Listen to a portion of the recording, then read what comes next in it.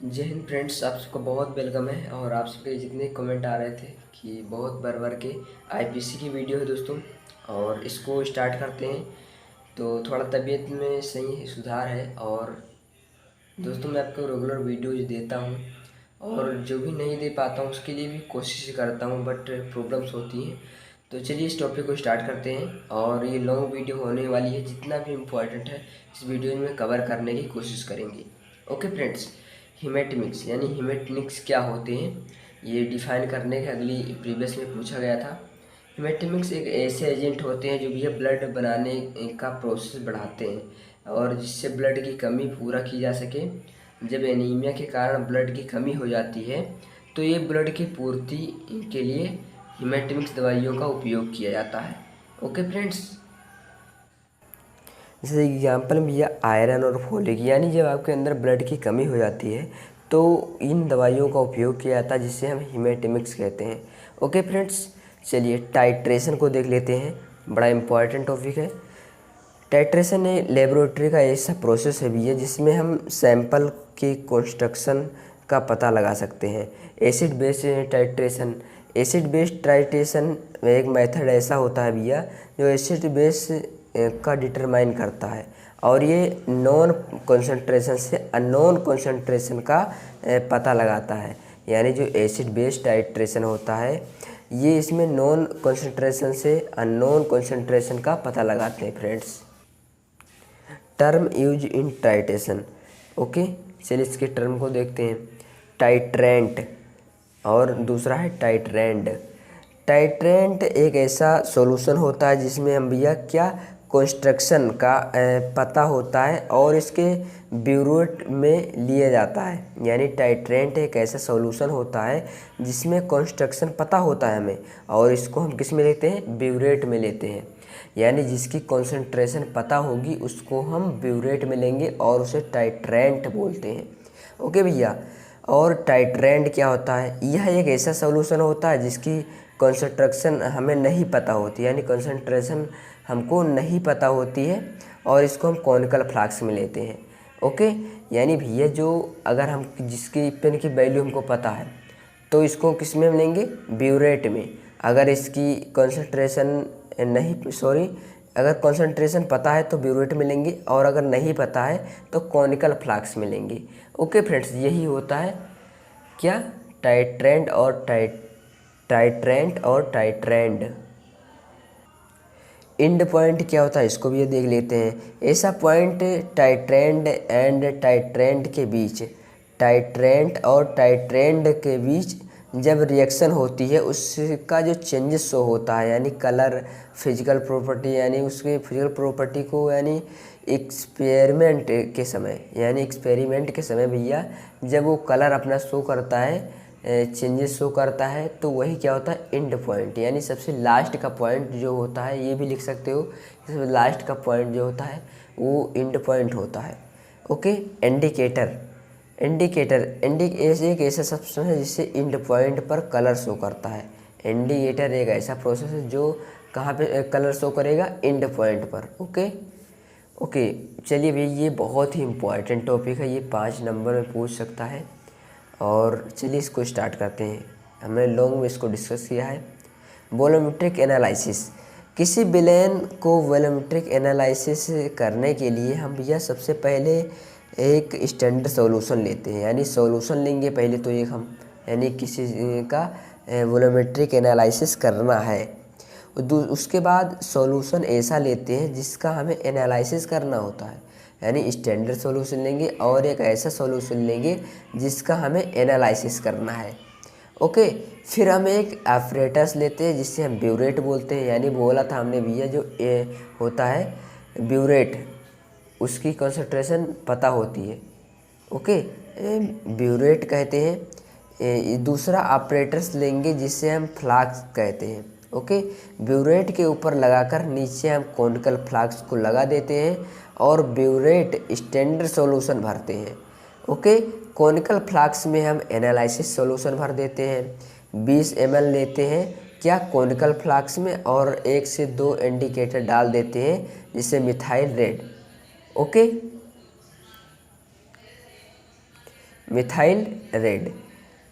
Okay friends, standard solution को drop use यानी एलाइसिस और सॉल्यूशन में गिराते हैं, तब तक गिराते हैं जब तक कि इंडिकेटर अपना भैया कलर नहीं दे देता, जब तक उसको हम क्या गिराते रहते हैं। जिस समय रिएक्शन पूर्ण होती है उसे हम एंड पॉइंट कहते हैं, यानी लास्ट की जो पॉइंट होती है भैया उसे हम एंड पॉइंट कहते हैं। चलिए इसके अगले टॉपिक को देख लेते हैं, टॉपिकल एजेंट। टॉपिकल एजेंट एक ऐसे भी होते हैं सब्सटेंस जिसे हम एक्सटर्नली यूज करते हैं, यानी अपने स्किन पे यूज कर लिए, यानी टॉपिकल यानी सबसे ऊपर यूज किया जाता है। ओके फ्रेंड्स, दाद खाज खुजली में इसका यूज हम स्किन पर करते हैं, जैसे skin, vagina, I etcetera. Dry acting on central nervous system, anaesthesia भैया बहुत इंपॉर्टेंट है, इसको आप लोग देख के ज़रूर जाइएगा। एनेस्थेटिक्स ऐसी ड्रग होती हैं जो बेहोश कर देती है किसको, जिससे हमें कोई भी छूता है तो हमें पता नहीं चलता और दर्द को भी ख़त्म कर देती है। यानी इसको और अच्छे से बना कर लिखिएगा। एनेस्थीसिया एक ऐसा प्रोसेस होता है जिससे हमारे जो पूरा बॉडी है ये बेहोश हो जाता है, यानी हम अनकॉन्शियस हो जाते हैं, बेहोश हो जाते हैं। यही प्रक्रिया एनेस्थेटिक्स यानी एनेस्थेटिक एक ऐसी ड्रग होती है। ओके, इसी के लिए हम यूज करते हैं। यानी जब हमको कभी क्या करना होता है, किसी की सर्जरी करना होता है, जब बड़ा ऑपरेशन या किसी के दौरान, तो हम एनेस्थेटिक्स का प्रयोग करते हैं। इसके 4 स्टेज होते हैं, एनेस्थीसिया के 4 स्टेज होते हैं। पहला फर्स्ट स्टेज एनाल्जेसिया, यानी इस स्टेज में भैया हम एनेस्थेटिक्स को पेशेंट के बॉडी में पहुंचाया जाता है और पेशेंट को बेहोशी आने लगती है। यहीं पर ये स्टेज समाप्त हो जाता है, यानी भैया हल्का हल्का उसको बेहोशी आने लगेगी और यहीं पर ये फर्स्ट स्टेज समाप्त हो जाएगा। चलिए भैया नेक्स्ट स्टेज को समझ लेते हैं, एक्साइटमेंट। ओके, इस स्टेज में पेशेंट बेहोश हो जाता है और उसकी शरीर कार्य करना बंद कर देती है। ये स्टेज यही समाप्त हो जाता है, यानी वो कार्य करना बंद कर देगा और वो क्या होगा, बेहोश हो जाएगा। ओके, स्टेज 3 को देखते हैं, यानी सर्जिकल एनेस्थेटिक्स। इसमें सर्जरी की जाती है। इस स्टेज में पेशेंट बिल्कुल ही बेहोश हो जाता है और इसमें हम ब्रेन तक कोई संदेश नहीं ले जा पाता, यानी जो ब्रेन को संदेश ले जाता था वो संदेश नहीं ले जा पाता है, क्योंकि वो अनकॉन्शियस होता है पेशेंट बिल्कुल शांत हो जाता है और नर्व्स स्लो हो जाती हैं।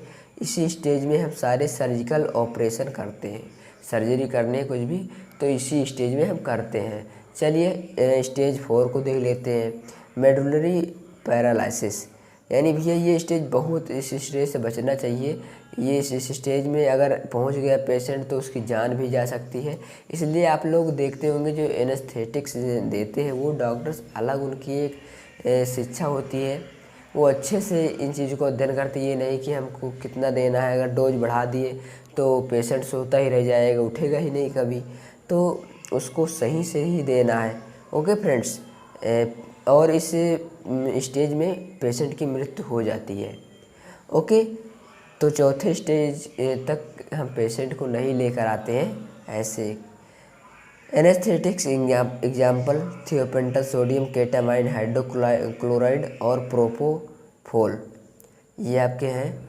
थियोपेंटल सोडियम, थियोपेंटल यूज हम नसों में करते हैं, इसको हम अनकॉन्शियस करने के लिए करते हैं। जर्नल एनेस्थेटिक्स है, इसका यूज हम शॉर्ट टाइम के लिए करते हैं, यानी ये जर्नल एनेस्थेटिक्स है, शॉर्ट टाइम के लिए इसका यूज करते हैं। यूजेज क्या है, एनेस्थेटिक्स एजेंट के लिए करते हैं शॉर्ट टाइम के लिए, 15 मिनट तक के लिए करते हैं। 15 मिनट के लिए अगर कोई भी कुछ करना होता है पेशेंट को तो उसको यही क्या थियोपेंटल सोडियम लगाया जाता है, इंसर्ट किया जाता है। ओके फ्रेंड्स, चलिए फ्रेंड्स, थियोपेंटल सोडियम जो है उसका स्टोरेज कंडीशन क्या होता है, it should be stored in room temperature पे 22 डिग्री सेल्सियस पर रखेंगे।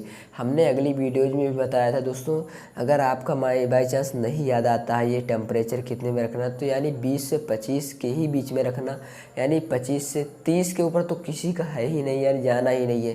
तो आप इसको तो बनाकर भी लिख सकते हो, it should be stored in well close container, tightly close container, कितने एट द रूम टेम्परेचर इतने से इतना। ओके फ्रेंड्स, फॉर्मुलेशन ये इंजेक्शन और पाउडर में पाई जाती है, ये कभी पूछता नहीं है। ओके, पॉपुलर ब्रांड नेम इसके क्या है, पेंटोथल और एनेस्थल और पेंटोन, ये इसके ब्रांड नेम हैं। Okay, ketamine hydrochloride, ketamine hydrochloride एक प्रकार का एनेस्थेटिक्स एजेंट होता है। ओके, फॉर्मुलेशन लिक्विड सॉल्यूशन में इसका फॉर्म होता है।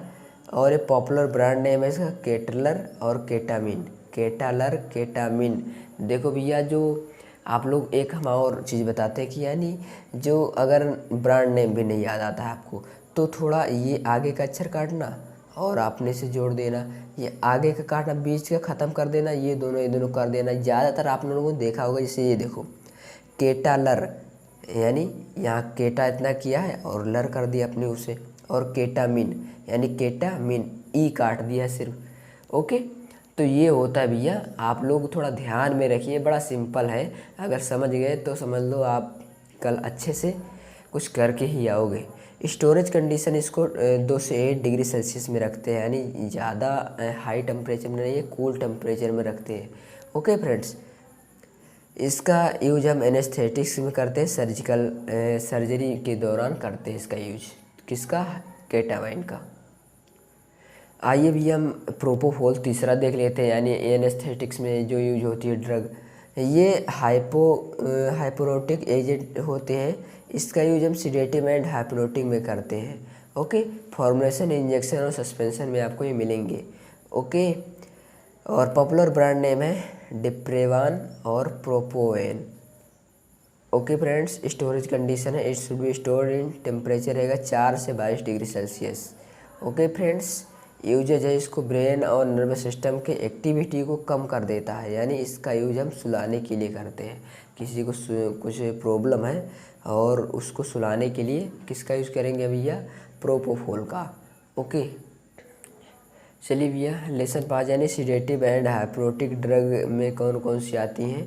ओके, सिडेटिव और वो ड्रग होती हैं जो भैया किसी घबराहट टेंशन को ठीक कर देती हैं, यानी नॉर्मल कर देती हैं, और हाइप्नोटिक सुला देती हैं।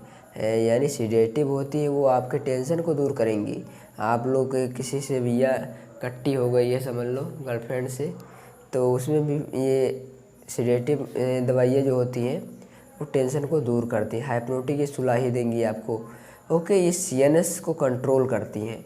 ओके फ्रेंड्स, डाइजेपाम को देख लेते हैं। डाइजेपाम सिडेटिव हाइप्नोटिक ड्रग होती है और इसका यूज हम पेशेंट को घबराहट में सुलाने के लिए करते हैं। एंटी कोलोसेंट्स यानी मिर्गी को दूर करने में भी करते हैं, और ये लॉन्ग टाइम तक अपना ये कार्य करता है। स्ट्रक्चर कुछ इस प्रकार है। स्ट्रक्चर भैया आप लोग एक रफ उठाइए और कम से कम एक स्ट्रक्चर 4 से 5 बार बनाइए बिना देखे हुए, आपको ये आ जाएगा। Okay, formulation tablet, injection, rectal gel, oral solution में ये उपलब्ध है। ओके, पॉपुलर ब्रांड नेम है एल्जेपाम और डाइजेप, यानी डाइजेपाम, यानी यहाँ पर देख सकते हो डाइजेपाम का डाइजेप और एल्पाजेपाम यही होता है भैया, कि आपको हल्का सा ध्यान रखना है और इनके ब्रांड नेम तो आपको आ ही जाएंगे। ओके, चलिए भी इसके स्टोरेज कंडीशन को देख लेते हैं।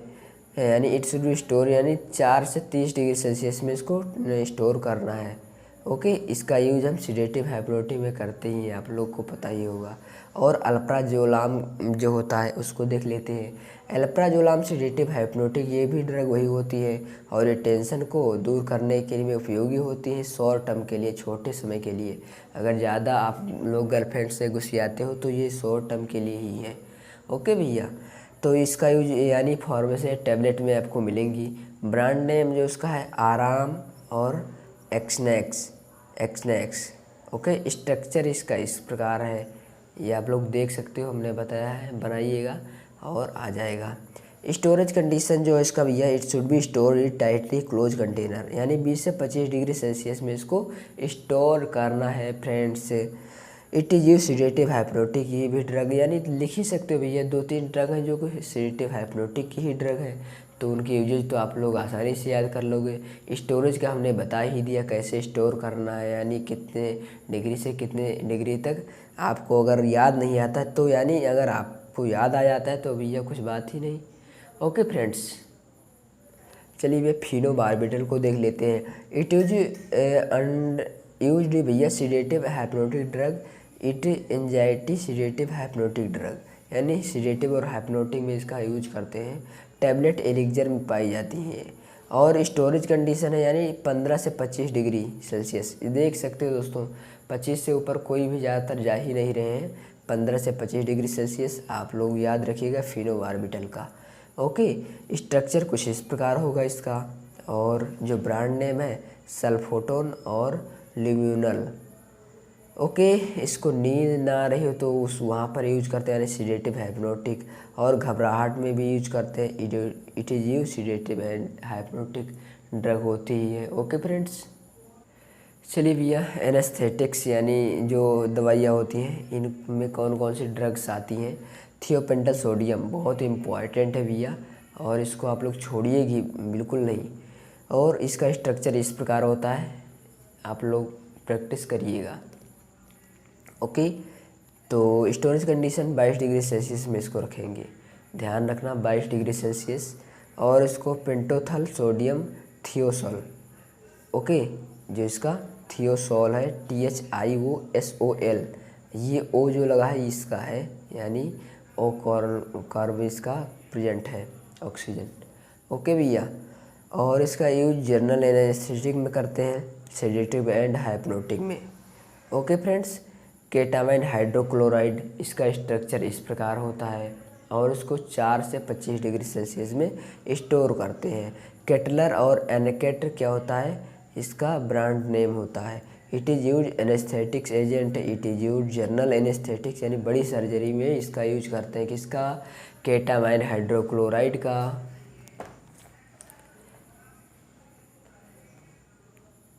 ओके फ्रेंड्स, एंटीसाइकोटिक यानी भैया आप लोग ध्यान रखिएगा, इसको आप लोग लिखिए एक बार, क्योंकि आप लोगों को ऐसे ही याद होने वाला नहीं है, लेकिन हाँ फिर भी आप इसके स्ट्रक्चर को ज़रूर बनाइएगा। ओके, तो स्ट्रक्चर बिना प्रैक्टिस के आ ही नहीं सकते हैं स्ट्रक्चर। और जो स्टोरेज कंडीशन, इसको कितने में स्टोर करेंगे, यानी ये टाइटली क्लोज कंटेनर, ये कूल में, इसके कूल प्लेस में इसको रखेंगे। ओके, ब्रांड नेम सल्फराइड और sulphur. Okay friends, it is use स्नोजोफिनिया, और किस में ट्रीट करते हैं, पैनिक डिसऑर्डर यानी दर्द में इसको हम यूज करते हैं। ओके, हैलोपेरिडोल, जो इसका स्ट्रक्चर होता है ये भी इस प्रकार होता है। और स्टोरेज कंडीशन कितने में, यानी इसको भी well close container, light temperature यानी लाइट के बेस में उसमें रहेगा। ओके, ब्रांड नेम है भैया हैल्डल और पेरिडोल। क्या था, हैलोपेरिडोल का, देखो हैल्डल, ये पेरी काट दिया है, हैल्डल और पेरिडोल, दो ब्रांड नेम यहीं से निकल आए। बताओ कितना सिंपल है। इट इज़ यूज सिनोजोफिनिया, और इट इज़ यूज यानी उल्टी को रोकता है ये। ओके फ्रेंड्स, एंटीकोलोसेंट्स यानी वोल्प्रोइक एसिड बहुत इंपॉर्टेंट है, इसका स्ट्रक्चर इस प्रकार आप बनाएंगे। और स्टोरेज कंडीशन 15 से 30 degree Celsius. Brand name vulva और डेफाकेन इसका ब्रांड नेम है। ओके, इट इज़ यूज्ड एंटीकोलोसेंट्स, और मिर्गी के दौरे में इसका यूज करते हैं। ओके भैया, नेक्स्ट है हमारा कार्बेमेजेपिन, इसका स्ट्रक्चर इस प्रकार बनेगा। कार्बेमेजेपिन का स्ट्रक्चर इस प्रकार बनेगा। ओके फ्रेंड, स्टोरेज कंडीशन है 2 से 8 डिग्री सेल्सियस, यानी कूल प्लेस रहेगा, यानी फ्रिज में इसको रखेंगे। ब्रांड नेम टेग्रेटल और टेग्रेटल XR इसका ब्रांड नेम होगा। ओके, इट इज एंटीकोलोसेंट्स में इसका यूज करते हैं। एंटी डिप्रेसेंट्स यानी डिप्रेशन, यानी जो डिप्रेशन को ठीक करने वाली दवाइयाँ होती हैं उन्हें हम एंटी डिप्रेसेंट बोलते हैं। जब आप लोग डिप्रेशन में चले जाते हो तो यही एंटी डिप्रेसेंट दवाइयाँ लेते हैं। ओके, एंटीटाइलिन। ओके फ्रेंड्स, हाइड्रोक्लोराइड, ये डिप्रेशन को सबसे ज़्यादा यूज की जाती है दवाइयाँ जो है। ओके, स्ट्रक्चर इस प्रकार आप बनाएंगे। स्टोरेज कंडीशन भैया 20 से 25 डिग्री सेल्सियस। ओके, और ब्रांड नेम है इलेविल और ट्राइप्टिजोल इसका ब्रांड नेम है। इट इज़ यूज डिप्रेशन में इसका यूज करते हैं। ओके, नेक्स्ट देख लेते हैं फ्लोक्सेटिन। इसको देखते हैं, स्ट्रक्चर इस प्रकार आप बनाइएगा और इसका storage condition tightly close container में इसको हम स्टोर कर देते हैं। और प्रोजेक और प्रोडेप और एफ्टिन इसका क्या है brand name. It is use depression में इसका यूज करते हैं और एंटी डिप्रेसेंट्स में इसका यूज करते हैं। ओके फ्रेंड्स, आप लोग देख सकते हैं। नेक्स्ट को देख लेते हैं भैया, सिंपैथोमिमेटिक एजेंट डोपामाइन स्ट्रक्चर इस प्रकार, बहुत इंपॉर्टेंट है टॉपिक ये। स्टोरेज कंडीशन इसका क्या होता है 20 से 25 डिग्री सेल्सियस, यानी 20 से 25 डिग्री सेल्सियस पर इसका हम स्टोर करते हैं। डोपामिन और डोपिंगा इसका ब्रांड नेम होता है। बहुत इम्पॉर्टेंट है, बहुत, इतना समझो कि 3 स्टार दीजिएगा इसको आप डोपामाइन को। ओके, यूज हम करते हैं कहाँ पे, लो ब्लड प्रेशर में।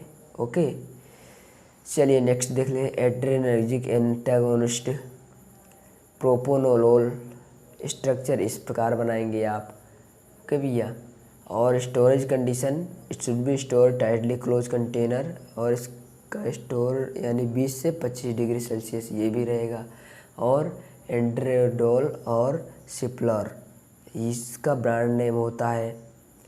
Okay, it is used pulmonary hypertension, यानी पल्मोनरी हाइपरटेंशन में हम इसका यूज करते हैं। ओके, और इसको डिप्रेशन में भी यूज करते हैं। ओके फ्रेंड्स, नेक्स्ट को देख लेते हैं, एंटी हाइपरटेंसिव एजेंट यानी प्रोपोनोलोल। इसका स्ट्रक्चर इस प्रकार बनता है और स्टोरेज कंडीशन 20 से 25 डिग्री सेल्सियस। ओके, और जो ब्रांड नेम भैया इंड्रेल और सिप्लर, जो इसका ब्रांड नेम है। यूजेज इसका हाई ब्लड प्रेशर में करते हैं इसका यूज, और हार्ट डिजीज में करते हैं।